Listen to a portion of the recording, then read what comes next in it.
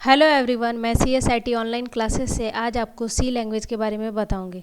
सी language में कौन कौन सी टॉपिक कवर करेंगे ये सबसे पहले देख लेते हैं। सबसे पहले हम लोग देखेंगे कि सी लैंग्वेज क्या होता है, उसके बाद history of C language and then feature of C language.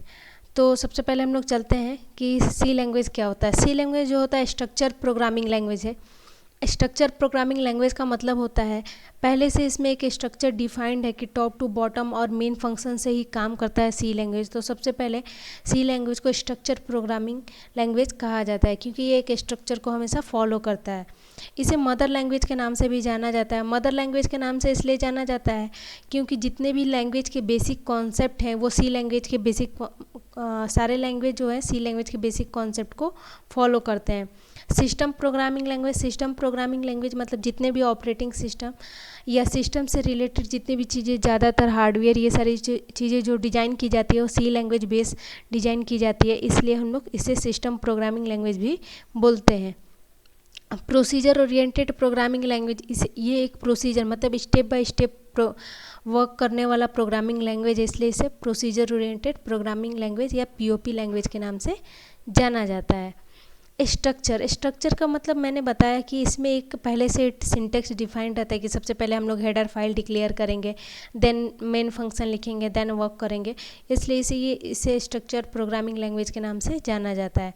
High level language, high level programming language का यूज़ हम लोग ऐसे लैंग्वेज जो इंग्लिश में लिखे जाते हो उसे हाई लेवल लैंग्वेज के नाम से जाना जाता है। तो ये हाई लेवल लैंग्वेज है, बट सी लैंग्वेज को मिडिल लेवल लैंग्वेज के नाम से भी जाना जाता है। लेकिन अगर ऑप्शन में दोनों रहे, मिडिल लेवल लैंग्वेज और हाई लेवल लैंग्वेज, तो आप ऑप्शन में हाई लेवल लैंग्वेज टिक लगाएंगे क्योंकि सी हाई लेवल लैंग्वेज है।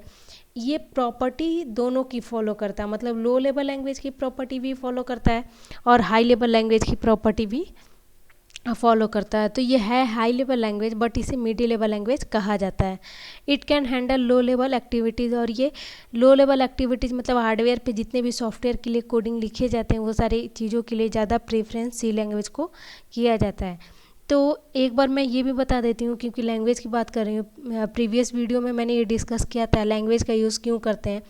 लैंग्वेज का यूज़ हम लोग इसलिए करते हैं क्योंकि किसी भी हार्डवेयर को अपने सॉफ्टवेयर के अकॉर्डिंग अगर वर्क कराना है तो हम लोग लैंग्वेज का यूज़ करते हैं, ठीक है। चाहे वो सी लैंग्वेज हो, चाहे जावा हो, चाहे पाइथन हो, कोई भी लैंग्वेज हम लोग इसीलिए यूज़ करते हैं कि किसी भी हार्डवेयर को अपने नीड के अकॉर्डिंग या अपने नीड के अकॉर्डिंग या अपना जैसा भी हम वर्क कराना चाहते हैं उसके थ्रू काम कराने के लिए हम लोग किसी भी लैंग्वेज का यूज़ करते हैं। या आप देख लीजिए आपके मोबाइल फ़ोन में इतने सारे सॉफ्टवेयर जो इंस्टॉल है वो किसी न किसी लैंग्वेज के बेस पे बनाए गए हैं। क्यों? क्योंकि वो आपके मोबाइल फ़ोन एक हार्डवेयर ही तो है, उसके अंदर जितने भी मदरबोर्ड लगे वो हार्डवेयर है और वो वर्क कर रहे हैं उस सॉफ्टवेयर के ज़रिए, ठीक है। तो उसको बनाने के लिए हम किसी न किसी लैंग्वेज का यूज़ करते हैं। तो उसी तरीके से हम लोग सी लैंग्वेज, जावा, पाइथन, ये सारे लैंग्वेज का यूज़ करते हैं, ठीक है। सी लैंग्वेज को हिस्ट्री की बात करते हैं। सी लैंग्वेज को डेनिस रिची के द्वारा 1972 में AT and Bell laboratories, AT मतलब अमेरिका टेलीफोनिक बेल लैबोरेटरीज में ढूंढा गया। सी लैंग्वेज के हिस्ट्री को ब्रीफ में डिस्कस करते हैं। फर्स्ट, सबसे पहले सी लैंग्वेज का नाम, सी लैंग्वेज के पहले एल्गोल का मतलब एलोग्रिदम एक लैंग्वेज आया था। उसके बाद नेक्स्ट जो है एक BCPL लैंग्वेज आया था जो बिजनेस कंबाइंड प्रोग्रामिंग लैंग्वेज था। एल्गोल का पूरा नाम एलोग्रिदम होता है, BCPL का पूरा नाम बिजनेस कंबाइंड प्रोग्रामिंग लैंग्वेज होता है, ठीक है। तो और बी लैंग्वेज जो होता है ये हम लोग बी लैंग्वेज का यूज़ हम लोग करते हैं ये भी बिजनेस के लिए, और ये सारी चीज़ें बहुत पहले यूज़ किए जाते हैं। एक बेसिक भी लैंग्वेज आया था, तो ये सारे लैंग्वेज A और B से आए थे। उसके बाद हम लोग तब सी लैंग्वेज का नाम सी लैंग्वेज पड़ा क्योंकि कोई भी लैंग्वेज या कोई भी चीज़ ढूंढी जाती है तो हमेशा स्टार्टिंग से होता है। तो A आया, फिर B आया, फिर C आया, ठीक है। लैंग्वेज का जो कॉन्सेप्ट सबसे पहले 1960 के लमसम में ही आ गया था कि 1960 में ऐसे ऐसे लैंग्वेज, उसके पहले ही से कॉन्सेप्ट आया था बट रिलीज़ हुआ था 1960 के लमसम में। आप एक बार ध्यान दीजिएगा कि आंसी का फुल फॉर्म, क्योंकि एक बार एग्जाम में पूछा गया है। अमेरिकन नेशनल स्टैंडर्ड इंस्टीट्यूट, ठीक है, और दूसरा ISO इंटरनेशनल स्टैंडर्ड ऑर्गेनाइजेशन, ठीक है। ये दोनों का फुल फॉर्म आपको पता होना चाहिए। तो सबसे पहले अल्कोहल का खोज हुआ था, इंटरनेशनल ग्रुप ने किया था 1960 में। देन बीसीपीएल का खोज मार्टिन रिचार्ड ने किया था 1967 में। 1970 में बी लैंग्वेज और केन थॉमसन के द्वारा ढूंढा गया था। केन थॉमसन ने ही यूनिक्स का भी खोज किया था सेम सन में, ठीक है। 1970 में ही यूनिक्स का भी खोज किया गया था जो सी लैंग्वेज बेस्ड था। 1972 में ट्रेडिशनल सी ढूंढा गया जो डेनिस रिची के द्वारा ढूंढा गया। उसके बाद आंशिक कमेटी के द्वारा ढूंढा गया। नेक्स्ट अपडेट करते गए, उसका नाम भी थोड़ा बहुत चेंज होते गया, ठीक है। मेन आपका ये डेट है 1972, ठीक है। और यहाँ पे एक और आपको याद रखना है कि यूनिक्स का खोज भी केन थॉमसन ने किया था 1970 में, ठीक है। तो सी का 72 और डेनिस रिची, और यूनिक्स का खोज और बी लैंग्वेज का खोज केन थॉमसन 1970, ओके। नेक्स्ट हम लोग बात करते हैं फीचर ऑफ सी लैंग्वेज। ये भी फीचर ही है, थोड़े ब्रीफ में है, ठीक है। सेम इसको शॉर्ट में या डायग्राम के थ्रू समझाया गया। सी लैंग्वेज जो होता है फास्ट एंड इफ़िशियंट होता है। फास्ट मतलब बहुत तेज़ी से काम करता है। इफ़िशियंट आप बहुत बड़े बड़े प्रोग्राम को आप छोटे लाइन में हेडर फाइल का यूज़ करके आप कर सकते हैं।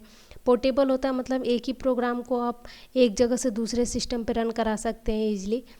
फंक्शन रिच लाइब्रेरीज में बहुत सारे हेडर फाइल और फंक्शन पहले से बना के रखे गए हैं जिसका यूज़ करके आप बड़े बड़े प्रोग्राम को इजी वे में रन करा सकते हैं। मॉड्यूलरिटी, मॉड्यूल वाइज प्रोग्राम मतलब छोटे छोटे पार्ट में से फंक्शन अलग अलग बना के हम लोग प्रोग्रामिंग कर सकते हैं जिससे हमें प्रोग्राम को रन कराना और समझना ईजी हो जाता है।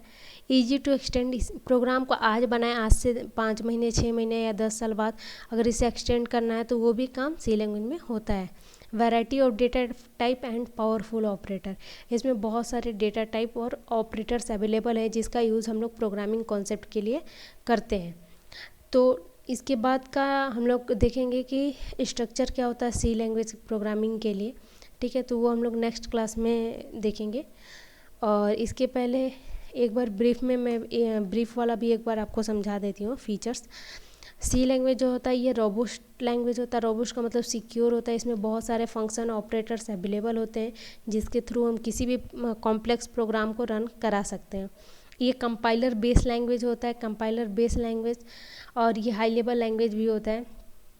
कंपाइलर बेस मतलब इसमें एरर डिटेक्शन के लिए और जो कोड आप इंग्लिश में लिखते हैं उसे मशीन में कन्वर्ट करने के लिए कंपाइलर का काम होता है, ठीक है। कंपाइलर क्या करता है, एरर भी चेक करता है और आपके हाई लेवल लैंग्वेज को लो लेवल में भी कन्वर्ट करता है। ये दोनों काम करता है, high to low, low to high भी कर सकता है, ठीक है। C language fast and efficient होता है। इसमें बहुत सारे data type and powerful operators होते हैं। ये बेसिक से बहुत ज़्यादा फास्टर है। बेसिक भी एक लैंग्वेज था जिससे बहुत तेज़ी से ये काम करता था। सी लैंग्वेज पोर्टेबल होता है मतलब एक सिस्टम से दूसरे मशीन पे, यहाँ पे लिखा हुआ भी है, इजी वे में आप रन करा सकते हैं। इसे कभी भी एक्सटेंड किया जा सकता है और इसमें बहुत सारे कलेक्शन ऑफ फंक्शंस अवेलेबल होते हैं, लाइब्रेरी जिसका यूज़ आप कर सकते हो। और सी लैंग्वेज का सबसे ज़्यादा यूज़ जो है ऑपरेटिंग सिस्टम बनाने के लिए किया जाता है, ठीक है।